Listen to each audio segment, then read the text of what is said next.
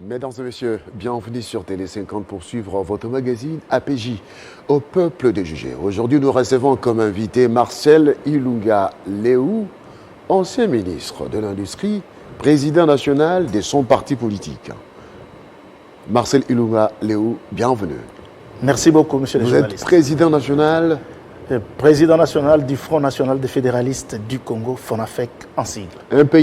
Un parti membre du Front commun pour le Congo et qui siège au sein du regroupement ADRP. ADRP. Ouais. Et vous êtes représenté dans 18 provinces de la RDC.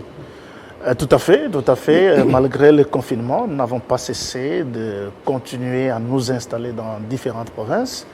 Aujourd'hui, nous sommes pratiquement dans 18 provinces sur les 26. Et je crois que d'ici l'année prochaine, nous serons en mesure de nous installer sur l'étendue de notre pays. Marcel Ilunga Leou, la RDC a célébré les 60 ans de son indépendance, mais se rappelant de l'histoire, curieusement, les tireurs de ficelle n'ont pas changé de fusil d'épaule. La même stratégie, la même stratégie est appliquée aujourd'hui à la République démocratique du Congo dans le but de chercher toujours à diviser les Congolais. Ici, j'attends Joseph Kabila, Félix Tshisekedi Tshilombo. Les deux s'appellent frères. Ils sont dans cette coalition où on retrouve le FCC cash. Mais cette coalition, ma foi, me semble être toujours à la base de beaucoup de coups de fusil, de coups de flèches. On chercherait toujours à stabiliser et à ceux même qui voudraient voir la coalition se transformer en cohabitation. Merci Crispin. Vous savez, 60 ans après l'indépendance, c'est l'âge de la sagesse. Et cet âge de la sagesse nous amène personnellement à tirer certaines leçons de l'histoire. Comme vous le savez, nous pouvons facilement dire, sans nous contredire, que l'élite congolaise a tout simplement échoué. Parce que quand vous prenez l'époque de l'indépendance, où nous n'avions que des évolués, nos aînés, ils ont réussi à arracher l'indépendance. Les évolués qui n'étaient même pas les universitaires. Tout à fait. Et ils ont réussi à arracher l'indépendance. Mais les deux, le président Kasavubu et Lumumba, ont été divisés par les impérialistes qui ne voulaient pas voir cette entente-là. Et ils sont arrivés jusqu'à une troisième voie, c'est-à-dire la présence de Mobutu, qui a pu arracher très le bien. pouvoir. Mais nous allons quand même, je voudrais qu'on puisse s'appesantir sur la division. Ce qui a vraiment fragilisé la RDC, c'est la division entre Lumumba et Kasavubu. Et cette division est tout simplement le fruit des tireurs de ficelles, qui sont d'une part à l'extérieur du pays et d'autre part à l'intérieur du pays. Pourquoi? Parce que ces gens-là ne veulent pas que les dirigeants de ce pays s'entendent. Parce que de l'entente va provenir le décollage, le développement de notre pays. Donc l'entente de Congolais va provoquer les déclics du développement de la RDC. Tout à fait. Regardez, Mobutu prend le pouvoir 32 ans durant. C'est la dictature. Et le peuple n'a pas trouvé son compte. En fin de compte, il était obligé d'être chassé par M. Laurent Désiré Kabila, qui a essayé maintenant de remettre le pouvoir au peuple. Et les mêmes tireurs de ficelle, quand ils ont vu cela, il fallait mettre fin à la vie de Mouzé. Ils l'ont tué. Et le jeune Joseph Kabila est arrivé. Il a pris le pouvoir. Et quand il a pris le pouvoir, il a trouvé un pays totalement divisé, donc balkanisé. Il a tout fait pour remettre ce pays sur le rail. Imaginez-vous qu'il est arrivé jusqu'à accepter une formule qui n'a jamais été appliquée dans le monde entier, le 1+4. Et de 2001 jusqu'à 2006, il a pu évoluer de cette façon-là. D'un côté, il se bat avec les gens qui tenaient à ce que le pays continue à être balkanisé. De l'autre côté, il s'occupait du développement de notre pays. Quand on parle de balkanisation, les gens ne comprennent pas réellement la portée de ces mots. balkanisés, c'est-à-dire qu'il y avait des petits États sur les territoires congolais. On pouvait retrouver un territoire géré par RCD, MLC, RCD, KML et consorts. Exactement. Donc, il fallait avoir cette intelligence de réunir tout le monde pour retrouver l'unité du pays. Ce n'était pas facile. Et l'intelligence de Joseph, malgré son âge, il a réussi à réunifier la RDC. Ça, c'est tout simplement quelque chose qui doit être reconnu à l'actif de Joseph Kabila Kabange. Et en plus de cela, il s'est occupé. Vous savez, mon cher ami, quand je vois sur la place publique les gens en train de crier, ce sont ces jeunes-là qui sont nés entre 1996 et 2001, qui n'ont pas de référence. Pour eux, le tout premier président qu'ils ont vu, c'est Joseph Kabila Kabange. Pour eux, ils ont vu le boulevard tel qu'il est là, parce qu'ils n'ont jamais vu ce qu'était ce boulevard avant Joseph Kabila. Et pour eux, quand ils prennent le véhicule vers Congo central, tout ce qu'ils voient là était déjà là. Ils ne savent pas que c'est le fruit du travail qui a été fait par Joseph Kabila Kabange. Et quand vous essayez de scruter les réseaux sociaux, vous allez vous rendre compte qu'il y a les gens qui ne veulent même pas reconnaître à Joseph Kabila Kabange d'avoir avancé ce pays vers le développement. Que voulez-vous dire? Quand vous essayez de voir tous ces bâtiments que nous avons à travers la ville, non seulement ici, dans toutes les villes du pays, quand vous voyez certaines des routes, et quand vous essayez de comptabiliser le nombre de kilomètres asphaltés qu'on avait en 2011 et ce qu'on a aujourd'hui, et quand vous prenez sur le plan économique, le cadre macroéconomique, quel budget nous avions avant Joseph Kabila et quel est le budget que Joseph a laissé? On parlait de 400 000. 400 000 $. Et quand vous prenez même le revenu par habitant qu'on avait avant Joseph et celui qu'on a aujourd'hui, vous vous rendez aussi compte que les efforts ont été fournis. En dépit du combat, en dépit des problèmes internes, en dépit des problèmes externes, Joseph a fait le travail. Il n'y a que les gens de mauvaise foi qui aujourd'hui continuent sur les réseaux sociaux à raconter ce qu'ils veulent. Aujourd'hui, regardez, vous allez trouver sur les réseaux sociaux des jeunes gens qui construisent pratiquement une armée numérique. Et ils sont focalisés juste sur le président Honoré Joseph Kabila pour l'attaquer. Les autres sont focalisés sur le président Félix pour l'attaquer. Tout ça pourquoi? À quoi est-ce que ça va, n'est-ce pas, nous amener?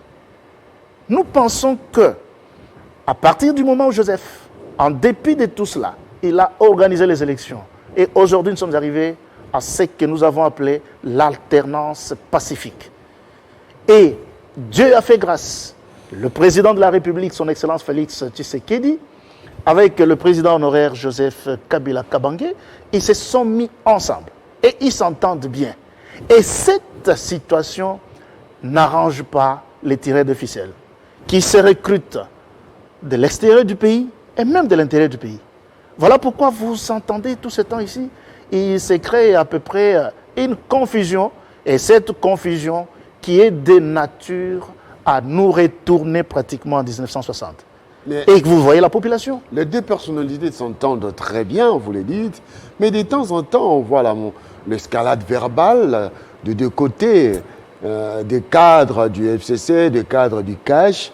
Eh bien, on a même assisté il n'y a pas longtemps, les maisons des personnalités attaquées par des motards qui se recrutent au sein même de ces partis politiques en coalition. Alors, que dire de tout ça? En fait, vous avez pleinement raison. C'est ça le problème que nous dénonçons. Dès lors qu'il y a une coalition qui gère le pays, nous savons qu'au sein de cette coalition, il y a ce qu'on appelle le comité de suivi. Ce comité de suivi-là, composé de membres du CACH, et membres du FCC. Ce comité-là, à mon avis, a ce qu'on appelle le code de bonne conduite. Et dans ce code de bonne conduite, on doit réglementer, n'est-ce pas, la prise de position, la prise de parole, de sorte qu'on ne puisse pas perturber l'avancement du pays à travers la gestion. Et vous l'avez dit, dernièrement là, est-ce qu'on peut interdire à un député de présenter les lois? Je ne crois pas. Et quand vous prenez l'honorable Minakou, qui a présenté ces lois-là, de bonne foi, s'il arrive que les amis du cash, ils constatent que ces lois violeraient la Constitution, est-ce qu'il n'y avait-il pas moyen d'arrêter cela en amont? À travers le comité de, voilà, comité de suivi. Le comité de suivi pouvait être convoqué d'urgence, même à travers les deux autorités morales. Et pour analyser, mes chers amis, c'est bien vous avez présenté ces lois, mais voici notre lecture. Nous pensons que ces lois ici violent la Constitution en tel article, tel article. On fait quoi? Et si on ne s'entend pas dans ce comité de suivi là-bas, on se réfère aux autorités morales. Et les autorités morales ont la capacité d'arrêter la machine, en amont. Et à ce moment-là, ça allait nous épargner tout ce qu'on a vécu ici. Imaginez aller jusqu'à siéger la maison de l'honorable Minakou. Aller jusqu'à casser la maison de Jean-Marie Kassamba, qu'il a construite avec des efforts fournis pendant plusieurs années. Aller jusqu'à casser les maisons de l'honorable Ngoï Kassanji, ici tout comme en Boujimaï. Aller jusqu'à casser la maison de l'honorable Chadar et du sénateur Kimbuta. Ça nous recule. Et tout ça, ça vient de quoi? Parce qu'on n'a pas fait prévaloir le comité de suivi. Et vous avez vu, les amis du cash, tenir des réunions et tenir des points de presse. Alors, et donner même des mots d'ordre pour dire, voilà, nous allons donner les mots d'ordre si on ne retire pas. Et cette façon de faire des choses à la place publique crée des frustrations dans tel ou tel autre camp. Et en fin de compte, même si la loi n'était pas, ou le moment n'était pas approprié, mais il y avait moyen de faire ça calmement et arriver à parler le même langage. Donc, je pense pour ma part que, de part et d'autre, il y a des gens qui ne comprennent pas que cette coalition est tout à fait salutaire. Et ils sont en train de pousser les deux, de sorte qu'ils se mettent l'un contre l'autre. Pour revenir aux événements, pour l'opinion publique, c'était une démonstration de force du président ad interim de l'IDPS après sa déchéance à l'Assemblée nationale pour démontrer que je suis capable de toujours mobiliser, de vous mettre en mal. Je crois que vous parlez de l'honorable Kabound, mais je pense que... Kabound. Je crois que cette façon de faire les choses n'est pas bonne pour le pays et pour le peuple. Parce que regardez, quand Alexis Thambwe Mwamba, le président du Sénat, parle de la convocation du Congrès, l'honorable Kabound va répondre pour dire non, ce congrès-là, c'est pour destituer le chef de l'État. Et en fin de compte, une confusion s'installe. Pourquoi? Alors qu'il existe le comité de suivi. Je reviens sur ce comité parce que c'est l'organe qui devrait prévenir tous les événements. C'est l'organe qui devrait interdire les uns les autres de s'exprimer en désordre. Et à ce moment-là, ça nous amènerait à quoi? À pouvoir arrêter tout ce qui ne plaît pas aux uns aux autres en amont, que de les arrêter en aval. Donc, est-ce qu'il faut se venger pour avoir quoi? Regardez les gens qui ont manifesté. Les uns les autres, on leur a posé la question, vous manifestez pourquoi? Dit non, on nous a dit qu'il faut aller manifester parce que Minakou devait prendre la justice. Il y a ceux qui sont partis manifester sans savoir même pourquoi. Est-ce que vous avez déjà vu des manifestations pacifiques dans notre pays?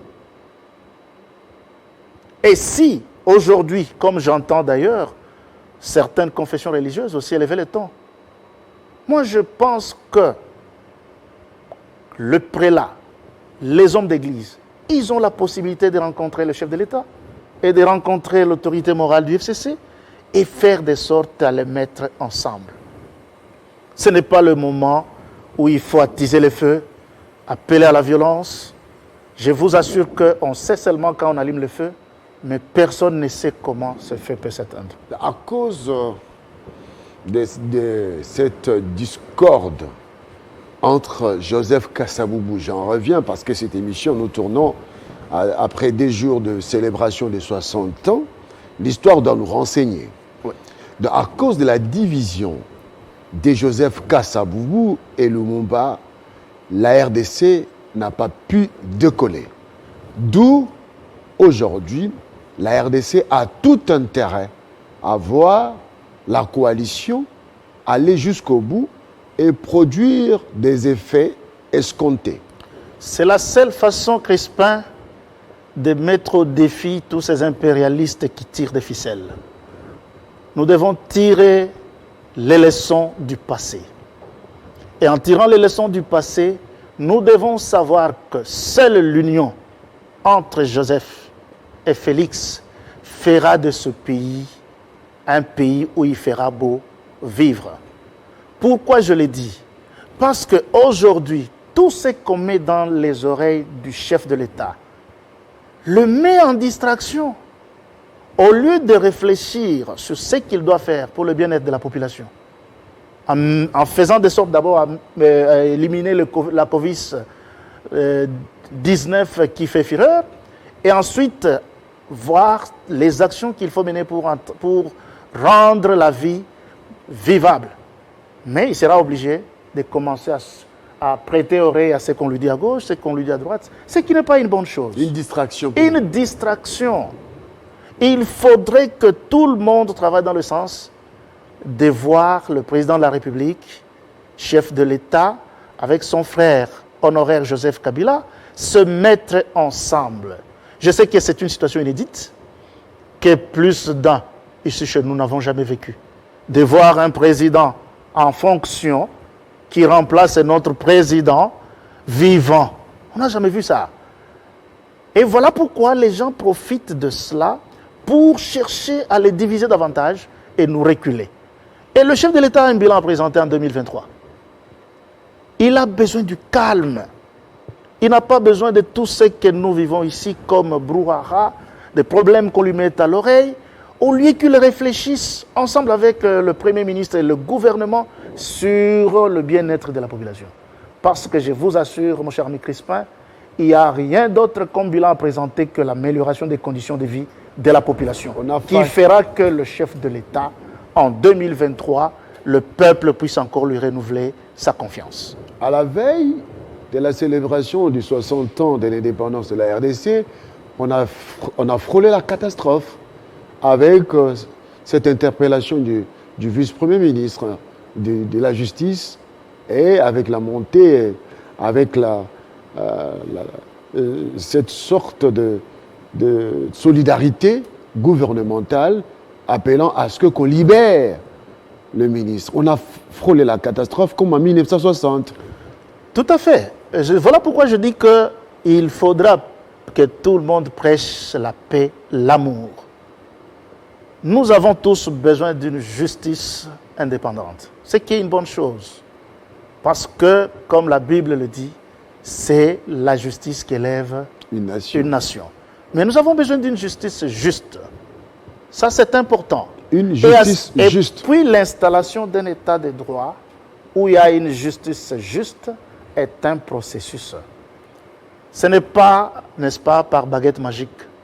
Il faudrait absolument que tout le monde travaille dans le sens de voir le président de la République, son Excellence Félix-Antoine Tshisekedi Tshilombo, et son frère, le président honoraire Joseph Kabila Kabange, s'entendre. Et à ce moment-là, nous irons de l'avant. Nous allons éviter les soupçons. Vous savez, quand vous soupçonnez celui-là, l'autre aussi vous soupçonne. La conséquence, c'est quoi? C'est la méfiance. Et quand il y a la méfiance, la division s'installe. Et les ennemis en profitent. Je crois que l'élite congolaise n'a plus droit à l'erreur.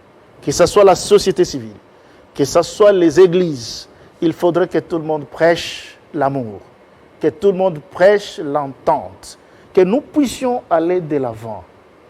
À ce moment-là, nous allons permettre à la population de trouver son compte. Mais si nous nous mettons à nous quereller, nous nous mettons à nous soupçonner, nous ne nous faisons pas confiance, à ce moment-là, nous allons encore reculer davantage au lieu d'avancer. Alors, avez-vous l'impression que ce discours est bien appréhendé par les lieutenants qui accompagnent les deux leaders. Et c'est ça aussi le rôle des leaders. Les leaders doivent rappeler à l'ordre leurs militants, leurs personnes qui les accompagnent. Ça, c'est la responsabilité des leaders. En d'autres termes, pour être beaucoup plus clair, nous avons besoin de voir le président de la République vraiment, de temps à autre, rappeler à l'ordre certains membres du CACH qui tenteraient de les désorienter. De la même chose au niveau du FCC, que l'autorité morale du FCC rappelle à l'ordre ceux qui tenteraient aussi de l'intoxiquer. À ce moment-là, nous allons comprendre que les deux ont besoin de la paix. Et nous allons faire de sorte que, demain, quand le président Félix Tshisekedi arrivera à la fin de son mandat, le peuple peut lui renouveler le deuxième mandat, et il va en faire aussi deux comme son prédécesseur Joseph, et nous aurons dans notre gibecière deux anciens présidents. Vous voyez ça? Quelle joie ça va faire! Et c'est ainsi quand vous arrivez dans certains pays. Mais un Congo stable ne fait pas les affaires des impérialistes. Ainsi, tout dépend de nous-mêmes Congolais. C'est nous Congolais qui devrons comprendre ça. Nous devons comprendre que les impérialistes n'aiment pas que le peuple congolais s'entende. Et nous devons dénicher ceux qui sont avec nous ici au pays, qui sont les relais de ces impérialistes-là. Les antennes. Les antennes. Et nous les mettons hors d'état de nuire. Donc, le développement de ce pays dépendra de l'entente du peuple congolais. Alors, 60 ans après, nous avons peuplé la RDC, mais est-ce que nous avons assuré sa grandeur? Nous avons peuplé sans pour autant nous préoccuper de l'avenir de ce peuple-là. Regardez, nous sommes dans notre pays, on ne s'occupe même pas de ce qu'on appelle, comment on appelait ça, le planning familial. Le niveau démographique est tellement élevé par rapport au niveau, n'est-ce pas, du développement. Ainsi, vous allez voir, nous avons beaucoup de Koulouna, nous avons beaucoup d'enfants de la rue, et tout cela n'est pas, n'est-ce pas, ne peut pas favoriser le développement de notre pays. Voilà pourquoi il faut que les deux leaders s'entendent, que le peuple congolais se réconcilie avec lui-même, que tout ce que nous entendons dans les réseaux sociaux, d'ailleurs, parce qu'il faut parler des réseaux sociaux, il faut qu'il y ait quand même une législation qui doit réglementer ce secteur. La cybercriminalité a exagéré. Ainsi, en longueur de journée, il y a les gens qui ne prêchent que la violence, qui sont là en train de prêcher la haine, le tribalisme. Où est-ce que ça va nous amener? Donc, il faudrait que nos honorables députés se penchent sur cette question. Vous allez voir, il y a beaucoup de petites radios, des petites télévisions. C'est vraiment par milliers. Et suivez attentivement. Il y a ceux qui sont branchés sur le FCC pour les attaquer, les insulter. Tout ce que le FCC peut faire est mauvais. Il y a ceux qui sont branchés sur le cash pour les attaquer, les insulter. Tout ce que le cash fait est mauvais. Et ça crée pratiquement et derrière, une animosité. Les tireurs de ficelles se frottent les mains. Ils se frottent les mains, ils observent. Ils veulent voir la dérive. Ils veulent voir la faim. Ils veulent voir le désordre. Et à ce moment-là, regardez pendant ce temps. Vous allez à Kalemi, vous apprenez que la Zambie est déjà en RDC. Vous allez à Ituri, vous allez à l'Équateur. À l'Équateur, vous apprenez. Congo central. Vous allez au Congo central. Il y a des troubles partout. Et où sont les organisations de droits de l'homme que nous avions dans ce pays? Ces organisations sont là pour constituer les dossiers afin d'amener Joseph à la cour, à la CPI. C'est ça le rôle. Est-ce que c'est ça le rôle? Pourquoi? Parce qu'il y a eu bavure policière quelque part pendant le régime de Kabila, pendant que Kabila était président de la République. Les policiers ont tué à gauche, à droite. Tout ça, c'est Kabila. Et aujourd'hui, nous vivons la même chose. Vous avez vu au Katanga, à Lubumbashi, à Kasumbalesa, Quand les militaires là sont venus tuer ce qu'on appelait les Bakatakatang, vous allez au Congo central, les policiers ont abattu nos amis de Bundu Diakongo. Vous allez, je ne sais pas,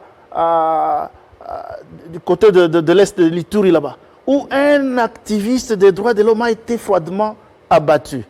Vous allez me dire que c'est le président Félix qui a demandé à ce que ces gens-là, les policiers, aillent abattre tous ces gens-là.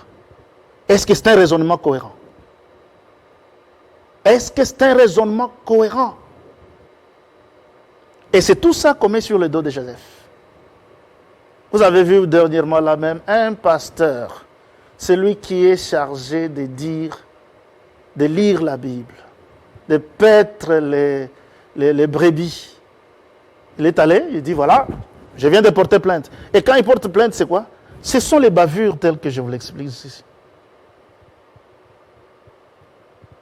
Et il dit voilà, j'ai porté plainte. Et il y a une phrase qu'il a prononcée qui attire l'attention de tout le monde. Bon, maintenant je viens de terminer. Vous les Américains et vous l'Union européenne, venez maintenant le prendre. Non, quelle honte pour ce pays. Quelle honte pour ce pays. Nous devrions avoir honte, M. Tibassou. Nous devrions avoir honte. Ceux qui font cela, ils veulent que, ok, aujourd'hui, Kabila a la CPI.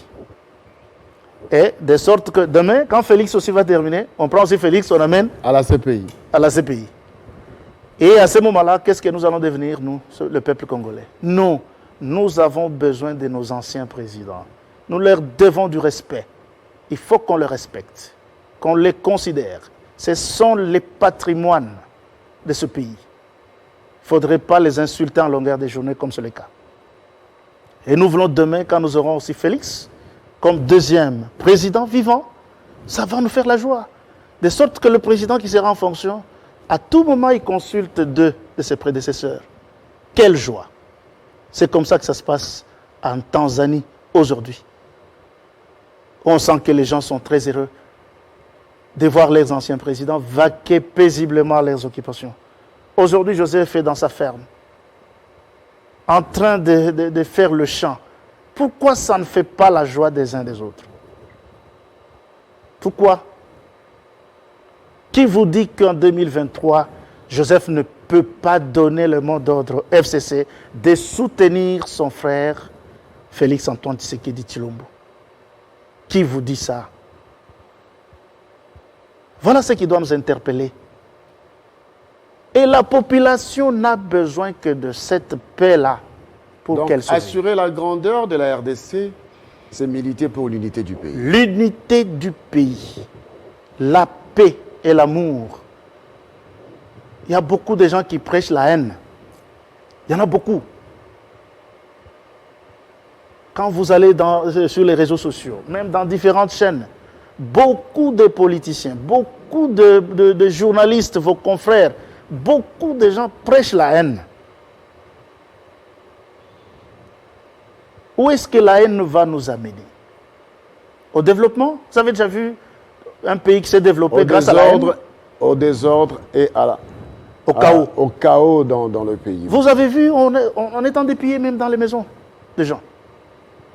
Alors, le jour où on va les libérer pour qu'ils entrent, marcher librement parce que la manifestation est permise par la Constitution. On les libère, ils entrent dans la ville. Est-ce que nous aurons encore des magasins dans la ville ici? Merci beaucoup, Ilouga Léo Marcel, d'avoir accepté l'invitation. C'est moi qui vous remercie. Je voudrais encore aussi adresser un mot de compassion à Jean-Marie Kassamba pour ce qui lui est arrivé. C'est un grand homme. De même aussi l'honorable Minakou, l'honorable Chadari, l'honorable Ngoï Kassanji, l'honorable Kimbuta. En tout cas, toute ma compassion. Ce sont des grands hommes, qu'ils puissent avoir un esprit grand de pardon. Merci beaucoup pour ce message de pardon, Marcel Ilougaléo, qui marque la fin de cette émission que vous allez suivre sur nos antennes. Mesdames et messieurs, restez branchés, le programme se poursuit. Au revoir.